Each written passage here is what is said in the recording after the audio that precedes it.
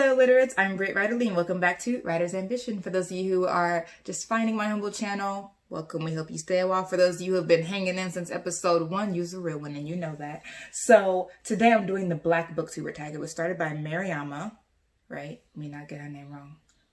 Mariama. I was right. It was started by Mariama. Her channel is Reading Black. I'll link it in the description so you can see the original video. Let's just hop right in. I'm late. I'm months late on this tag, but I've only been there for like a month. So it had already just happened before I got here, and even though it happened before I got here, I want to do it because it's a good one.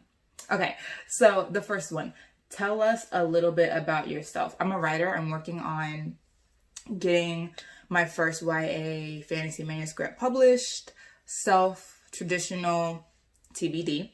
I am in graduate school. I'm pursuing a doctorate in Black Studies. My research focuses on Black women sorority ties, sororal, so sisterly, but not just family, friends as well, and those ties of sisterhood. So those ties of sisterhood, healing and trauma. I have been on BookTube for about a month, like I said. I'm hoping to continue to meet more people in the community. What else? I'm a Christian. My dad's a preacher, so I'm a PK. I'm sure you have noticed I say amen like I'm saying okay, or in any sort of thing, I use amen for a lot of things. I really do. Anyway, 2, who's the Black author you love that a lot of people don't know about? Theodora Taylor. Go help yourself. Go help yourself. She's amazing. Her favorite book, let me back up. Theodora Taylor's my favorite. She does contemporary romance and paranormal romance. When she does paranormal romance, you'll probably find her under the name Taylor Vaughn because she co-writes with Eve Vaughn, and her name is Theodora Taylor, so they split their last names and make a pseudonym. But her favorite book, my favorite book by her, is called Stone, Her Ruthless Enforcer. I love. It's freaking amazing. I'll probably do a review on that book one day because it's amazing. It does trauma really well. Dealing with trauma, talking about trauma, being accountable to yourself and a partner in a relationship, family, chosen family and not. It does so many things really, really well, and I really like it. I listened to the audiobook. Clementine Dove narrated. Wonderful job. She does all Theodora's books on Audible. Talented. 3, favorite book about the Black experience, Song of Solomon by Toni Morrison. If you have not read that book, it's amazing. I have tried to talk about that book in like a 30-second snap, but I can't. It'll take me the rest of this video. I'll get distracted. I can't. It is a wonderful book about the Black experience. I love the relationships in it. I love the depiction of searching for ancestry. It's amazing. Go bless yourself. And it's not a difficult read. I retract that statement. It's still Toni Morrison. However, you can do it. I believe in you. Okay. Favorite book by a Black author. Let Me Love You by Alexandria House. I have been rushing through the past 3 questions so I could take my time with Miss House. Listen to me. Listen. Come here. My favorite thing in a book is to see characters who can read. And I'm not talking about books. I need a character. My favorite character is one who can read, somebody who's not afraid to do it, who is ever so happy to slide you back into your place, sugar. And I love the characters in this book because they will do just that. And Everett, who is the male love interest, Joe is the protagonist. It's their love story. Listen, Jolene Walker will put you in your place too. But Everett McLean, I love the way he puts people in their place. Leaves no questions because they both have exes and their exes are certifiably crazy. They both have ex-spouses. His ex-wife should be in a loony bin somewhere, and her ex should probably be in jail somewhere. They're crazy. But, and they both want them back. The exes both want the mains back. Lunatics. And I hate when there's this like love square. I don't know the geometrical shape. When there's all these like different love ties and whatever history, but people from the past are still in the present. Why?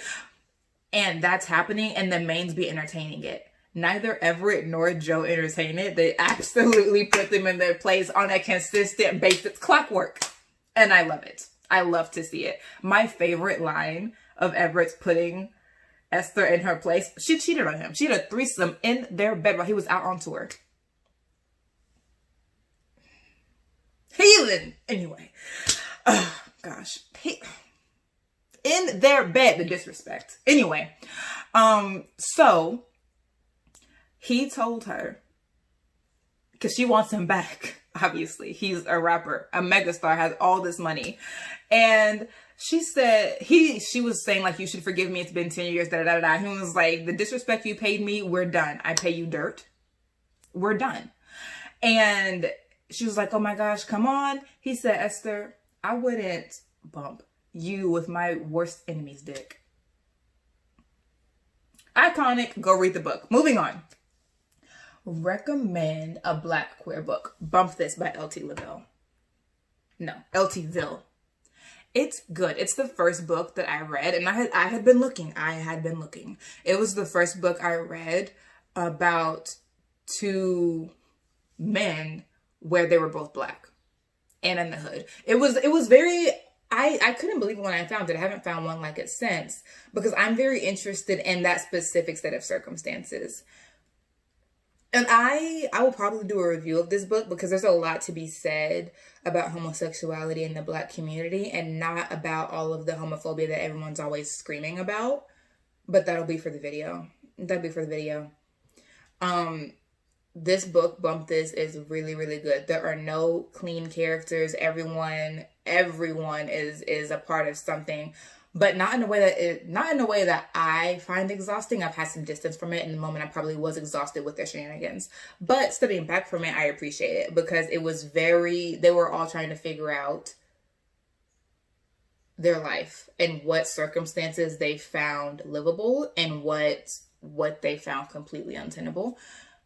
And the negotiation is interesting. The negotiation with self and the negotiation with each other, interesting, because there's three main dudes. There's a protagonist, his name is Keith, but there are two cousins, Jesse and Derek, and that triangle moves the story, and their negotiation through the book is so interesting. I have to do a review on it. Moving on. Recommend a book by a Black author. No, I skipped one. Recommend a book with a Black person on the cover. Dread Nation, Justina Ireland. If I could ever figure out how to put books on the title on the thing with the picture, I'll do it. I'm technologically literate. It takes time. Be patient, but I will try to figure it out by the time I post this video. Wonderful cover. Jane looks freaking amazing. That's why I got the book, and I was rewarded for my trust. Okay. Recommend a book by a Black author that makes you happy. Get a Life, Chloe Brown, Talia Hibbert. That book makes me scream, holler, and shout. I love it. The email exchange with Chloe and Red made me rethink how I write my own emails. It was lovely. Okay, recommend some Black booktubers. Booked and Busy by Erin. She's super sweet. She does a bit of lifestyling, and I like it. Life is Monet, sweet, and face always just beat to high heaven. Love it. Hayden Books, Haley. Chanel Time. Chanel is so funny. If you probably already are subscribed, but if you're not, please bless yourself. Her editing is on point. The comedic timing of that one. I mean, she's amazing. Library of Lexi.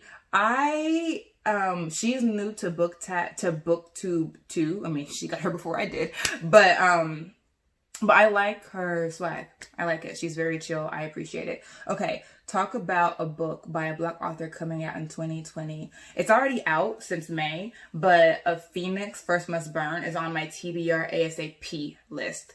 16 amazing authors doing sci-fi and fantasy on Blackness. Authors like L.L. McKinney, Justina Ireland, Elizabeth Acevedo, Donnell, what is her last name?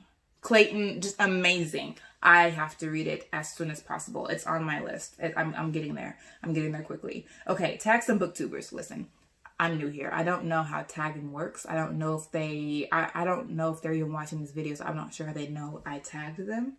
If you know, comments. But I'll list their names and we'll see what happens. So the novel Lush, Lauren. I just have to look around and see who hadn't done this because it's been like 2 months already. So the novel Lush, which is the woman's name is Lauren. That's her channel. Rima reads Rima, and Library of Lexi, who is Lexi, as I said. So I tagged those people. That's that. Now that I have properly whet your appetite talking about these freaking amazing books, some of which I owe you a review because we need to talk. We need to talk about those books. We do. But now that I've whet your appetite for those amazing stories that you need to read, let's talk about The Tales of Eliza Black. 16. I'd rather regret the risks. After Simone Biles. Belle's lungs burn for want of oxygen, but she's so close to Eliza, the voice getting louder and clearer. She barely restrains herself from calling out, but that will be the last of her precious air. Don't make excuses. You're gonna act like that rain didn't just start pouring down? Come on, it was instant mud. Well, that'll teach you to instantly adjust. Uh-huh. You sure your powers are suppressed? That was awfully convenient. Finally, Belle reaches the elusive ball of light broadcasting her best friend's voice, and it's like Belle is looking up at Eliza from the ground. She reaches an eager hand out to the light, very aware of her waning supply of oxygen, and knocks, as if the ball is a door. Wonder of wonders, Eliza looks around. Did you hear that? Eliza asks the old woman beside her, who has to be Great River's sister. The woman looks around surreptitiously and then points down, right at Belle. Your friends are persistent. Good. Eliza falls to her knees. Belle, how are you in a puddle? Belle gestures wildly but settles when black dots begin to gather at the edge of her vision. She may not be able to communicate, and judging by the look of her, we don't have long. River's sister pushes Eliza over. Listen closely. I am Rain, River's sister. Eliza cannot get back to you now, for the same reason I could not get back. We have work to do here. However, unlike me, Eliza is not destined to toil her life away here, and that depends on you. It is not in your power to rescue Eliza. This is as close as you can come to her. You can aid her. Captives of the grave are strengthened by those who look for them. You will not find Eliza, but do not stop looking. Now go. None of this works with you dead. Eliza's worried face reappears. I'll find a better way to talk to you and Laz, I swear. Belle gives her best stern look that she hopes translates, you better, and turns to swim for the surface. She knows immediately that she's too far away. Water pressure beats against her temples, and the last of the air bubbles out of her nose as Belle forces her heavy limbs to carry her faster and farther up.